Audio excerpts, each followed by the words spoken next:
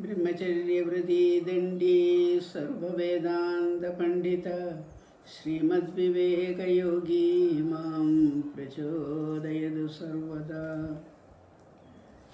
So extending the thoughts from previous talk, we move on to how exactly we can harbor these ideas as part and part of our inner being, our inner thoughts. So the mantra which is given is all the time repeat within you, be with full awareness that Chidananda Rupa Shivoham Shivoham. Swamiji says, repeat it to yourselves day and night till it enters into your very veins, till it tinkles in every drop of blood, till it is in your flesh and bone. Let the whole body be full of that one ideal. What is the ideal? I am the birthless infinite Atman.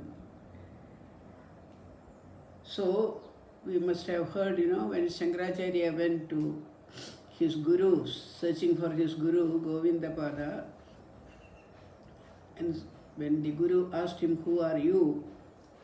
What Shankara says, he did not say, I am coming from Kaladi and Shivaguru Aryamba's son or anything like that. What he said was that, I am neither the body nor the mind nor the intellect nor the Panchabhutas. I am that infinite pure self. There was no need for any other interview for the Guru. Guru immediately recognized in him the Shishya for whom he was waiting for. The Shishya came, he imparted the knowledge and told him his future duties, and the great Guru entered into Mahasamadhi. So, this mantra, making the finite in us tinkle with the infinite power, infinite light, Chidananda Rupa Shivoham Shivoham. It would be nice if you can read the Nirvana Shatka and see how Shankara helps us to eliminate the unwanted. All the finite has to be eliminated till we enter into the infinite. When you take a fruit, we eliminate the unwanted skin, etc., so that we enter into the very core, juicy part of the fruit. In the same way, the real, infinite, living part of me is this Atman. So Swamiji says, meditate upon it, and out of that will come all our work. So once this has become our identity, I identify myself as this Atman, then slowly we find that light lightens up your work, your thoughts, your emotions, your dealings, your interactions with people, everything will slowly come to bear this stamp of infinity. So, this is how slowly Swamiji takes us to his practical Vedanta. His commentary on Bhagavad Gita, etc., will give us the practical idea of Vedanta. Fill yourselves with the ideal. Whatever you do, whatever you think, let all your actions will be magnified, transformed, deified by the very power of the thought. If matter is powerful, thought is omnipotent. Bring this thought to bear upon your life. Fill yourselves with the thought of your almightiness, your majesty, and your glory.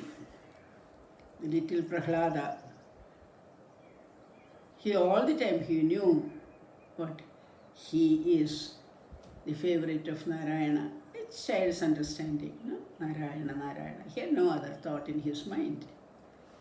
The great Shuka all the time absorbed in that infiniteness of his soul. So like that, we have to bring this sort of a new identity, new strength, new dynamism, new inspiration into our lives. So writing about Swamiji's work in America, they write, Vivekananda's teachings set in motion those forces which could eventually bring in the Western civilization the needed qualitative changes. See, mostly we are seeing in the Western traditions quantitative changes. They do so many things. Multi-story buildings. Where is the multi-story building and where is one small parnashala? So, in some of my lectures I used to say, we have near the seashore, now we are all familiar with tsunami, we have near the seashore a few multi-story buildings. And I have a small parnashala which I have made for myself. A few bamboo poles and a few palm leaves for the roof. Tsunami comes, everything falls down. Even my parnashala has gone, even the buildings have gone. But then what happens? After the tsunami has gone, to bring another multi-story building, it is a lifetime project. But to build up another parnashala is just a few hours' work, isn't it? That is how Indian culture has survived. Many tsunamis came and destroyed all that was pompous in India.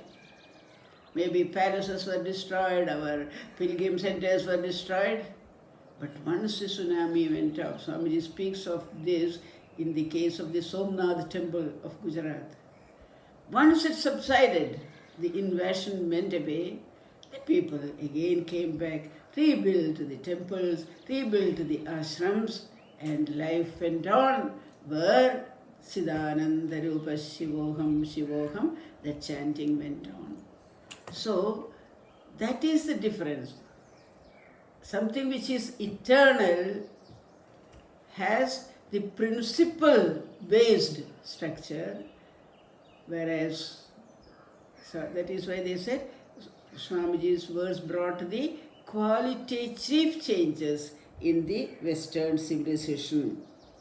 So he preached Vedanta and Yoga.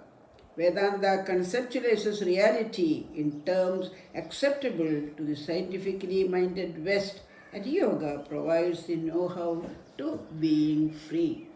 And that is how he could combine the Indian spirituality and the Western Yoga.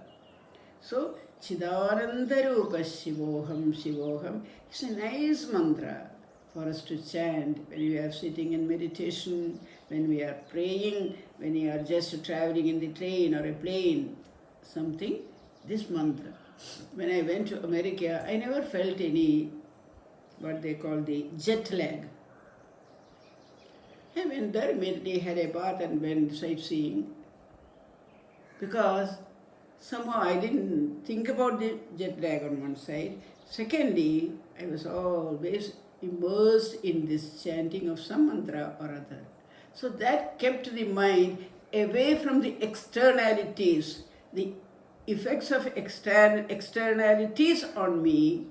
It concentrated on the inner source of strength.